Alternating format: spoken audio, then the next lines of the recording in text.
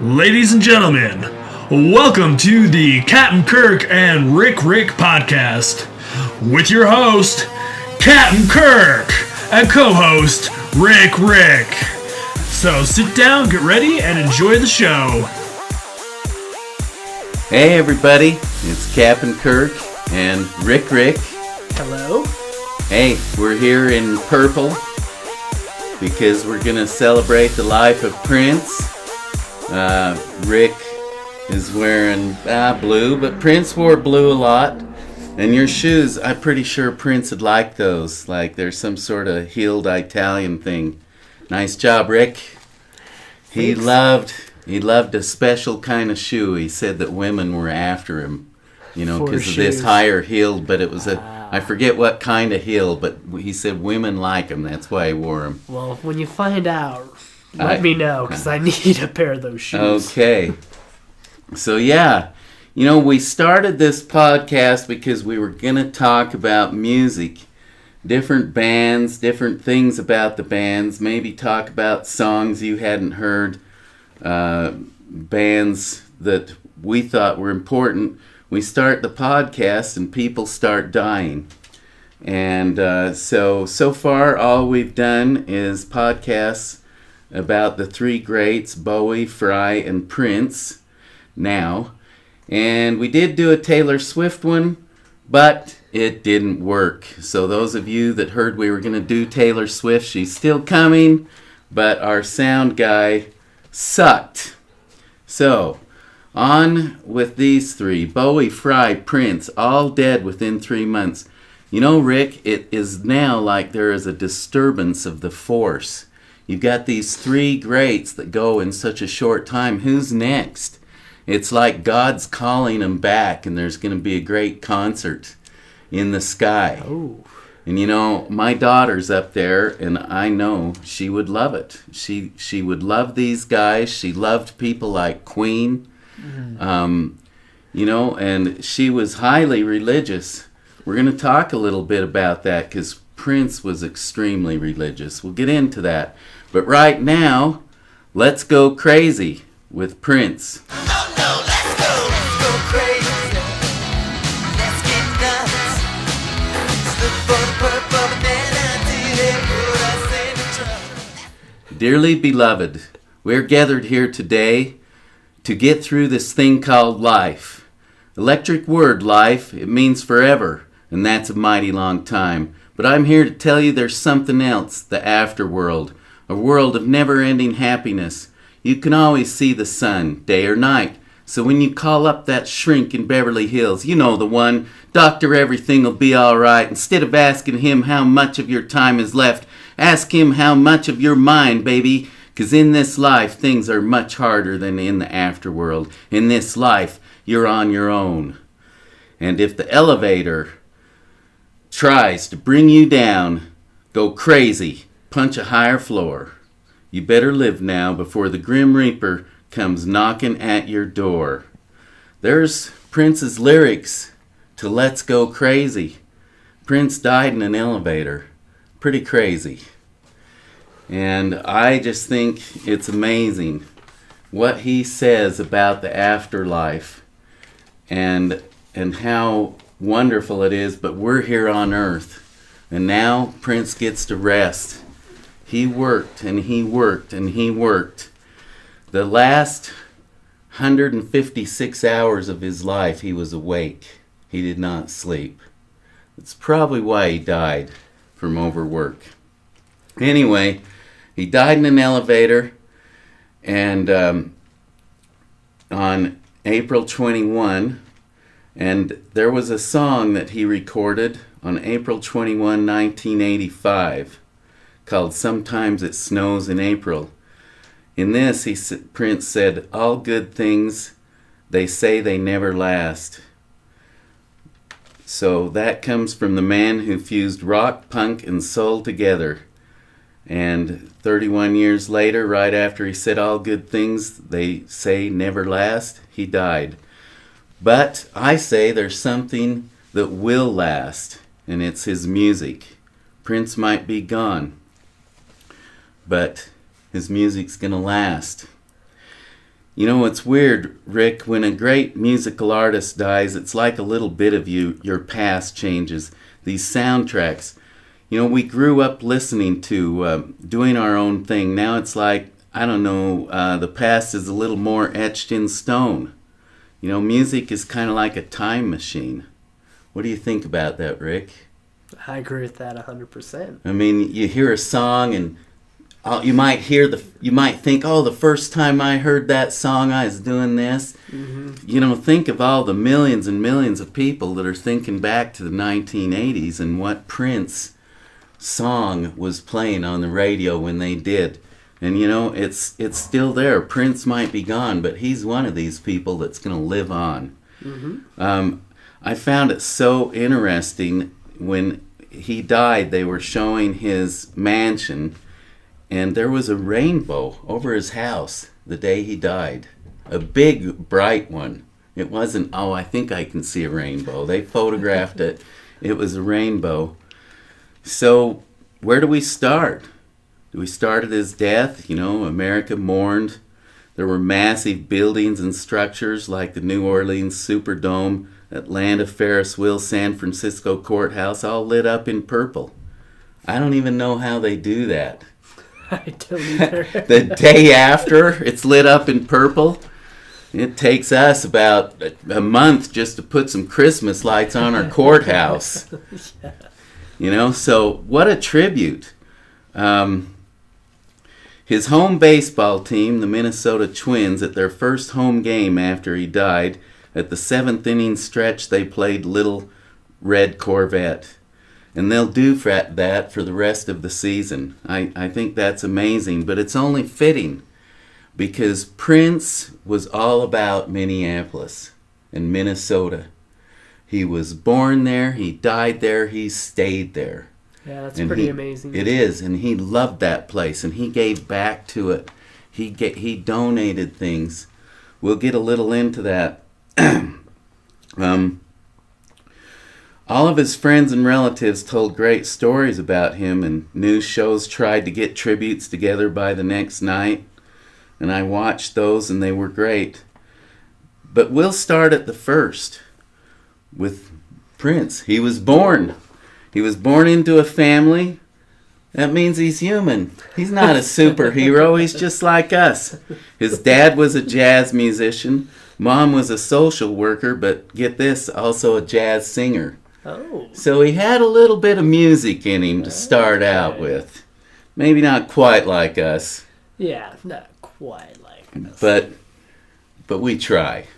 Anyway, so he grew up around music. He was shy. He wanted to play piano like Dad, but he couldn't even practice it. He was so shy. He didn't want his dad to see how bad he was. So he only practiced when his dad was gone. And by the time he was 7, he was very good at the piano, all self-taught. And then his dad finally got to hear him play. He wrote his first song at age 7 called Funk Machine. He had his first band when he was in junior high called Grand Central. And they played around the Minneapolis area. And not only that, he loved basketball and he was very good at it. His junior high coach remembers that at least 3 times a week he would have to go to the gym, kick Prince and his brother and their shaggy, smelly dog out of the school gym because they had broke into it. And he was on the basketball team. And he was a really good player. But what the guy remembers is Prince had this huge fro that would bounce around as he dribbled the ball and seemed to be in rhythm with him. And he remembered that the girls loved him, and Prince would get the ball and they'd all go, "Oh, Prince!" And Prince always loved women. He was always surrounded by good-looking women. So I heard a little bit of his first band, and what was really crazy, he sounded like Michael Jackson. Oh, yeah? Yeah, I mean, he was 13. Uh-huh. You know, Michael Jackson always had that high voice, but Prince lost it, thank heavens. But, because we aren't going to do a podcast about Michael Jackson. But anyway, I think this self-teaching thing that Prince did shows what a prodigy he was. On his first album, he could play 17 instruments and did on the album. 17? Yeah. And that was when he was about 18, 19. At age 16, his first manager, Gary Levinson, said that Prince was so shy and quiet and so introspective. He says, I kind of thought this was going to be really, really hard to do anything with this kid. And Prince's friends came up to him and said, hey, man, don't give up. Just watch him perform. He comes alive. And so, of course, I'm sure he did see him perform and figured out, man, this dude, he is alive when he performs. The manager said at the time, Prince came from a really tough place, North Minneapolis. He slept on a mattress in his aunt's basement. He barely spoke. He'd say yes, he'd say no, and he'd say maybe. But he had a real sweet tooth. He remembers the first time they met at an ice cream shop, and Prince just downed the ice cream like crazy. But what he really remembers is when they'd be driving around, if they passed a Winchell's Donuts, they had to stop and they had to buy several boxes of those donuts. tasty donuts. Yum, Yep. yum.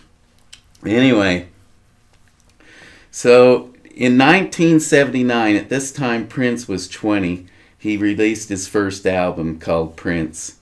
On it was I Want to Be Your Lover, which sold 1 million copies. Okay, so in 1980, he had his second album called Dirty Mind. Does this kind of tell you where he's headed? I think He so. sounds a little to me like Bowie. Bowie figured out we got to head somewhere. Where, even that, we talked about his girlfriend. A guy mentioned to me today, wow, that's weird. His girlfriend made him wear the weird clothes and he didn't want to. I think Prince, who obviously listened to Bowie, probably decided I got to have a niche. Well, here's what we're going to be talking about. 1980, the album Dirty Mind. It says it was fueled by grinningly salacious sex and the desire to shock. The album went gold. It had a song I don't recognize called Uptown, which reached number 5 on the charts. So Prince really wasn't a hit yet. But he had gotten into where he sang graphically, let's say. So 1982, now he's 23, he has a double album called 1999. It had Little Red Corvette on it. I'm thinking it must have had the song 1999 on it, but I don't know. That song's super cool. And I think it's cool when, because he's talking about let's all go party like it's 1999. And I remember back then, it was 1984. Oh, yeah, that's a long ways off. Now we still hear it, and it's 15 years in the past. What the heck? Yeah, Where's time crazy. flying off to? But anyway, and I love and remember Little Red Corvette, and all I have is good memories of it. I just read the lyrics, and it's way dirty. I didn't even know it was.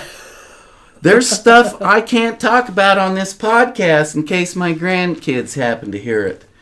But it's amazing. Big hit on the radio. And you'll have to go read those lyrics, Rick. I'll have to. But anyway, MTV played Little Red Corvette a lot. It was only the second video with a black person other than one that Michael Jackson had done called Billie Jean. So he was literally getting things going for the black people. Because MTV back then, that was the big deal. Videos were, I remember just watching the Goldbergs the other day. They were talking about the 80s. And the bad thing is if you loved a video, you'd have to sit there and wait 3 or 4 hours hoping MTV was going to play it. Yeah. You couldn't record nothing. There was none of this stuff. I love that show because it reminded me of what it was like in the 80s. MTV, by the way, doesn't play music anymore. But they did, after Prince died, go into a big deal where they played Prince videos solid. They preempted all their programming. So I love that. Anyway, so now we're to 1984. And Prince is 25. This is when it all happened, really, Rick. He started a band called The Revolution, and they called themselves Prince and The Revolution. And the drummer was a hot chick named Sheila E. I think there was another girl in it. I've studied like crazy for this, but I could have studied a lot more. When Prince started his record contract with Warner Brother Records, he had a clause. They had to get him a movie deal. Now, that sounds kind of weird. In fact, his manager was like, I don't know, dude. You know, you're really nobody. You're trying to get a record contract. But Prince was like, I'm not going to do it unless I get this movie contract. So after he had been recording for a while, he released a little movie called Purple Rain.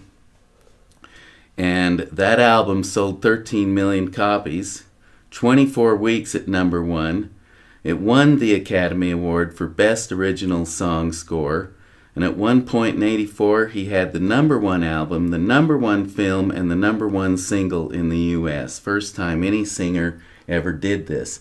I just saw Pharrell talking on The Voice about how he remembers when that album came out, and he went and got it, and he said it literally played through his apartment building all summer long. That's how influential Prince was. You've got to realize he took and he fused rock and pop and soul together, and it was just one thing.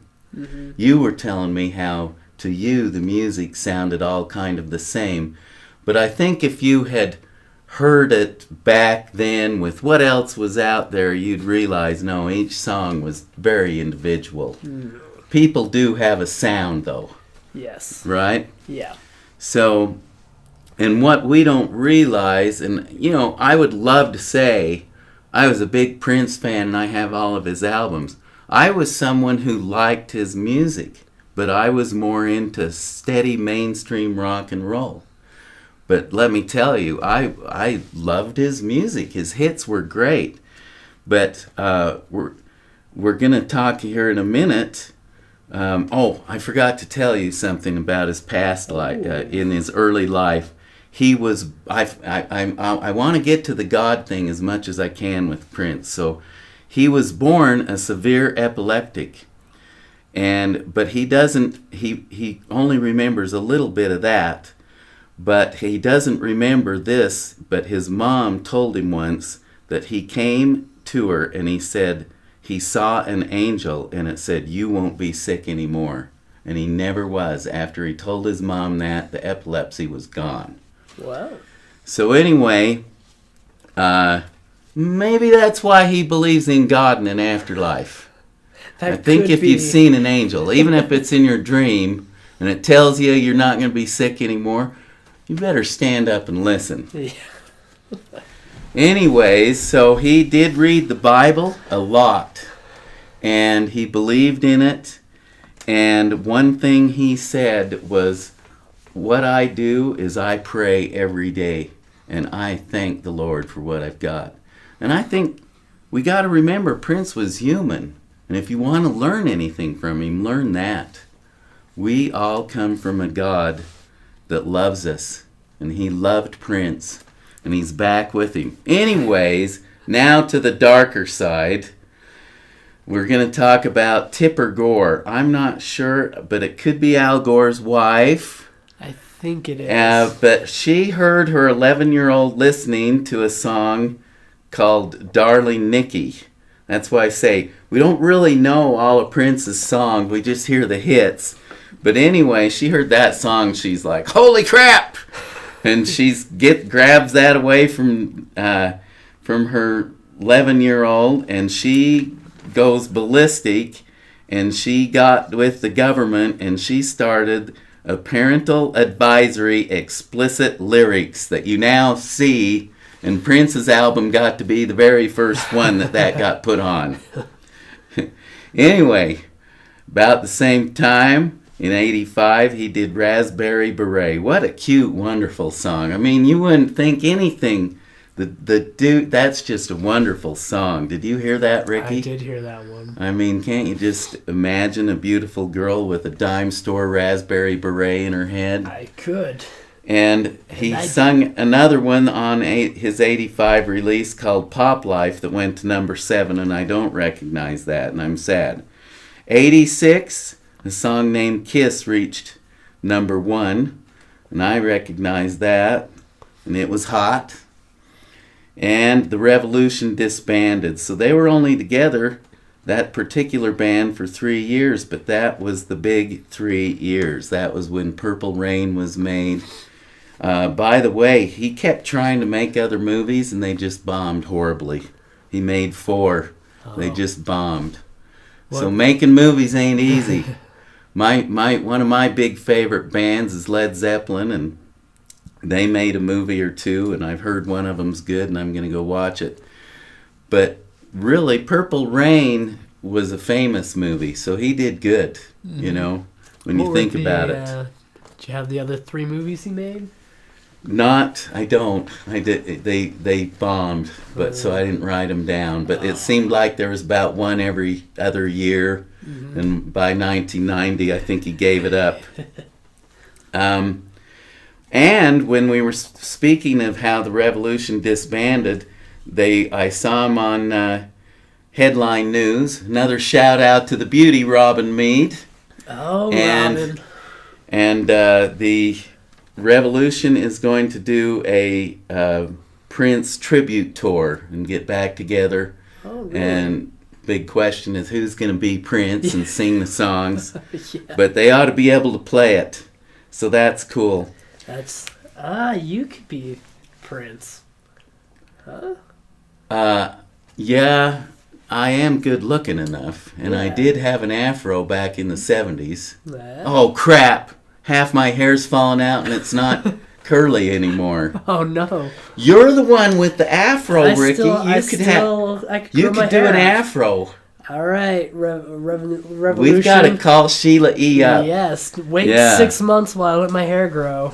Awesome. Yeah, I'll be All Prince. right. I mean, I tell you guys, Rick used to have an afro that bounced when he walked. Yeah. We got to see you grow that out, and you can play basketball too. I've been practicing. Okay. I played basketball last night. Well, but you need the Practicing. pro if the fro if you're going to be a pro like Prince was. You know, he kept playing basketball. He was good at it. That was one of his things. So anyway, another shout out to Prince. In '86, he wrote.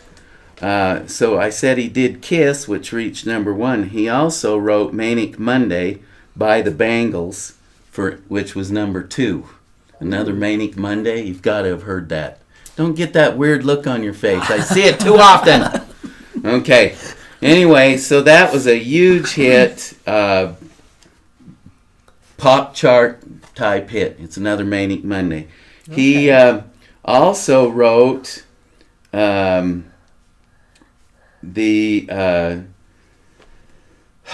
Got the Look.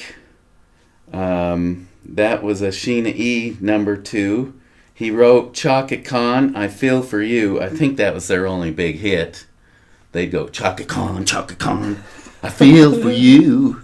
That was horrible. Cut it! Okay. Sheila E., Glamorous Life, Cyndi Lauper. He wrote songs for her, TLC. And he also wrote the mega smash Stand Back by Stevie Nicks. Oh. Seems like she makes it into every podcast somewhere. She's in every She's one. in our Taylor Swift one, believe it or not, if it ever comes out. Yeah. Another great song that he wrote was Nothing Compares to You by Sinead O'Connor. I had mentioned that he did one for Sinead O'Connor, but that's the name of it. Okay. And that was just a huge hit. I never would have thought Prince, because that's just like this drama song, you know. He had many, he wasn't all about parties and sex. But anyway, at that time, he was with Warner Brothers, and he had wrote a triple album. And they were like, that's a little too much, Prince. So there was a big dispute, but finally that got cut to a double album.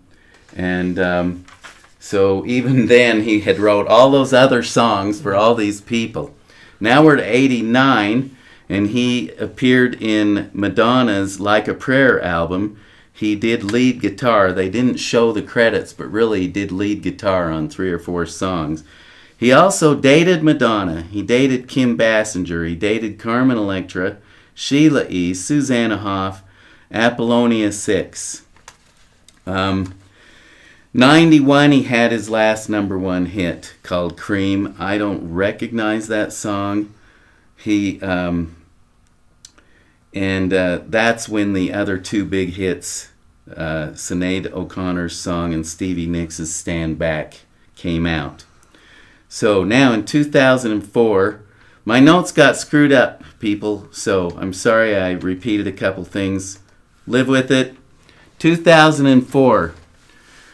I'm not perfect like Rick. But anyway, he was inducted into the Rock and Roll Hall of Fame. And what was really cool, I saw part of that, and he played this fantastic guitar solo. But the song he was playing was While My Guitar Gently Weeps by George Harrison. For those youngsters of you, George Harrison was a Beatle. Okay, maybe that means more to you. Anyway, but it's gone on to be recognized as maybe one of the best guitar solos on tape and on video that there is the one he played at this induction. It looked like Tom Petty and Joe Walsh were there in the band. Oh. In 2007, he played at the Super Bowl. I'd tell you the number of the Super Bowl, but the way they can't put the number and they have to do Roman stuff, I wasn't sure about it. But it was the Super Bowl about 9 years ago. And he played 5 fantastic songs. And most people agree this was the best halftime at any Super Bowl. Take a look at the last Super Bowl. Here you had Beyonce. Yeah, but she shouldn't have been on it. The one that was supposed to be doing it, Coldplay, did like a song. And then he has Beyonce come out, steal the show, literally, marching around. I like Beyonce, but all I'm saying is, dude, play your songs, do a great show. That's what Prince did. Kudos to Prince. Now I want to talk a little bit about his private life. I always picture Prince like in a fancy colonial style outfit. He had those, literally, a big fluffy shirt. His hair was weird, a colonial almost, purple. But you know, he wore blue. I saw, as I studied, I saw him in yellow outfits, white outfits, suits, different things. But he was always wearing those shoes. Why I didn't write down the name of that hill so you could get some, because you need the women after you like he had. He had no problem with women. But he was a fashion mogul. So although I picture him a certain way, it turns out he was wearing all kinds of stuff. And he was a diverse human being. He loved his hometown in Minneapolis. He once said, God puts you in a place where you were supposed to be. That's why I stayed here. He literally lived his whole life in Minneapolis. Maybe that's why I'm still in Rexburg.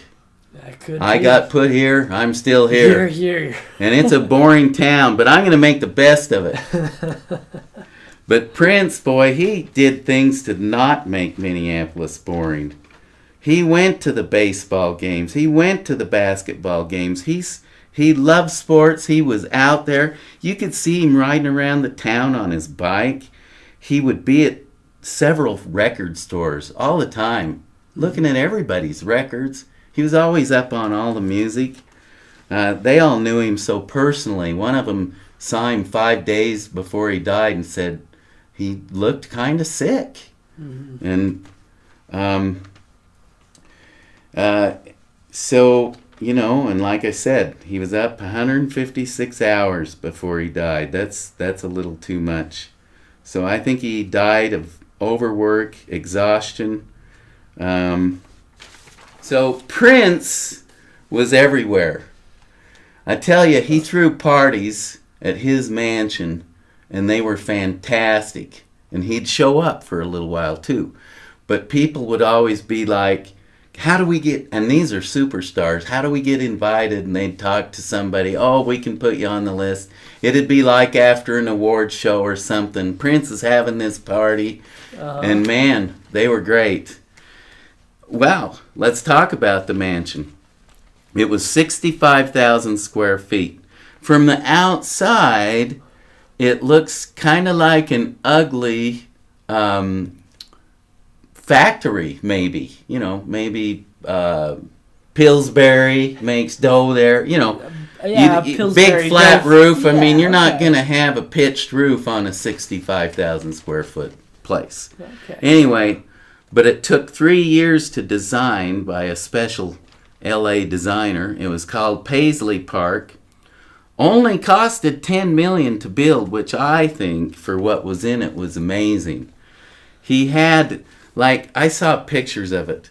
You would walk into the front door. It was like you were outside, but you were inside. There was a sky, there was trees, there was all this stuff. It was like, am I spitting in your face? No. Anyway, sorry.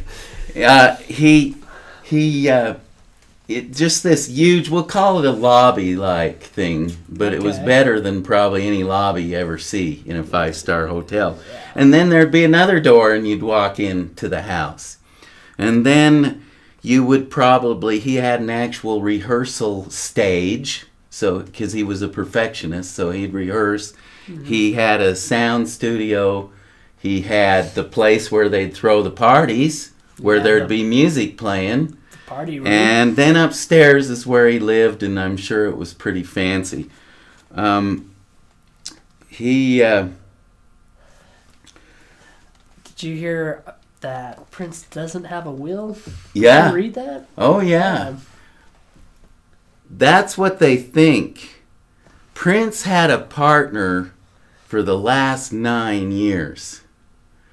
A really hot singer that he protéged. I mean, he helped so many people start their singing careers. Right. And that What if she has the will and her lawyers? And it's like you win the lottery. You don't jump up and tell everybody the next day, "Hey, I won 300 million. Come mob me."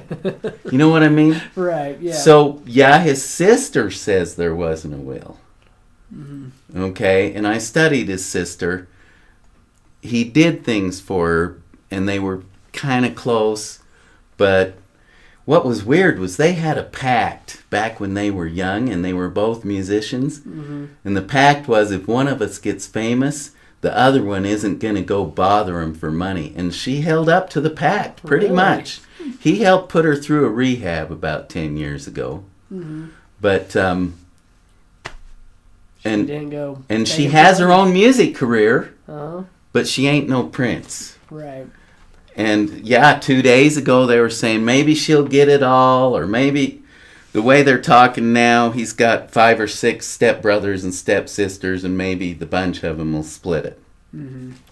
But we aren't going to rule out that hot chick. I never rule out vote the for hot the chick. hot chicks. Always. No, I'm horrible. The truth is, I love all women. Anyway, I was talking about Paisley Park, his house.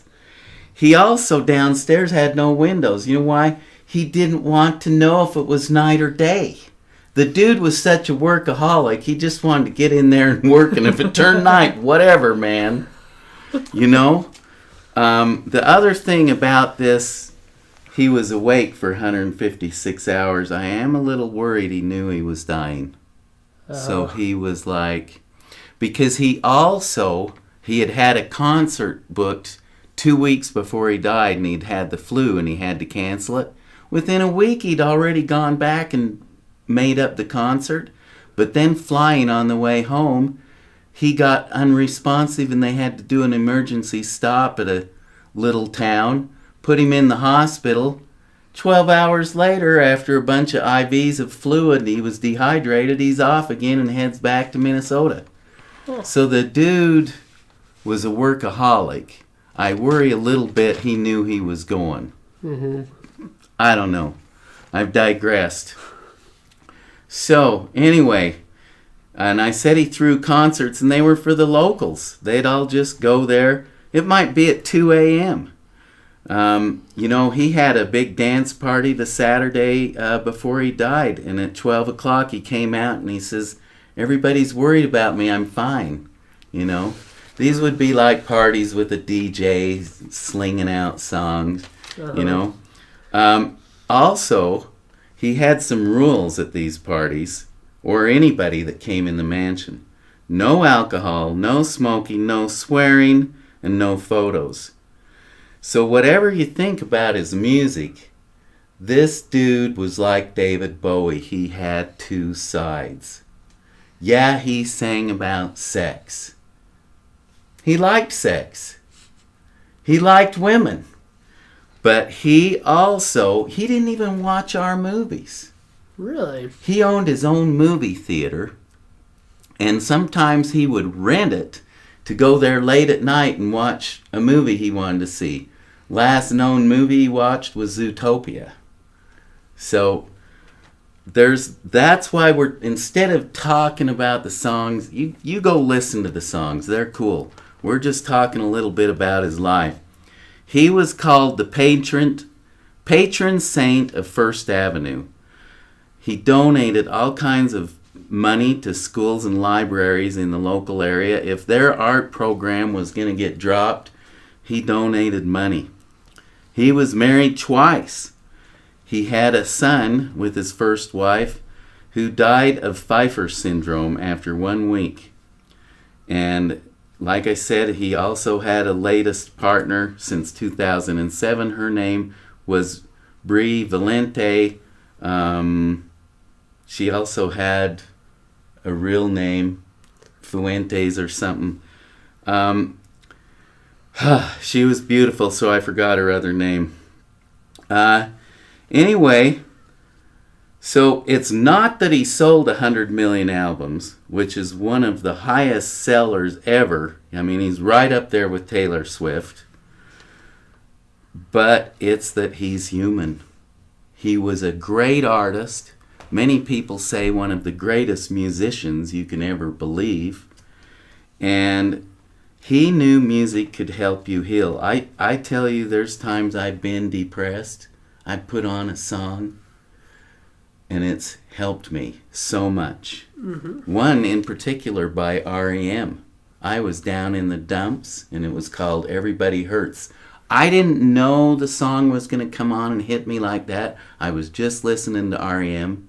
I still remember, all of a sudden, I got up, and I didn't give up on what I was working on, and I was successful. So, a little diversion. Anyway, a little bit about the Bible. I talked about how he studied it a lot, and he knew it was true. He said, you spend your time doing that, studying the Bible, it keeps you protected from the nonsense out in the world. So I find that interesting. The dude was, we'll call him a God-fearing man, which basically I think means you don't fear God. You know we're all ending up there. You live your life, but you know you're going back to your Maker. And so kudos to Prince for that. He also said things like, I'm thinking outside the box. You know, people like Sheila E., I think his old bandmate, she said that. Because he was such an entrepreneur. He always knew which way to head with everything. So I'm going a little slow right now because I talked about some of the stuff in my notes. All right. He did 28 different world tours. I mean, my gosh. That means you're working. Yeah. He was also deemed one of the most sexual performers of all time. Dangerous, provocative, edgy, lusty, carnal. He was number 1 on the Filthy 15 list. He was Public Enemy number 1, probably going back to Tipper O'Neill, no, not O'Neill, Gore. Yeah. But what he really did was he blurred all these lines. He he dressed this one way, but he was like Bowie. He had this persona. But then when you listen to his friends, what a respectable, funny guy he was, and just so smart. He always says, you know, what's missing from pop is danger. And that's what he changed.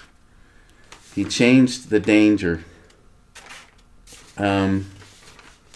What about all the people he helped produce?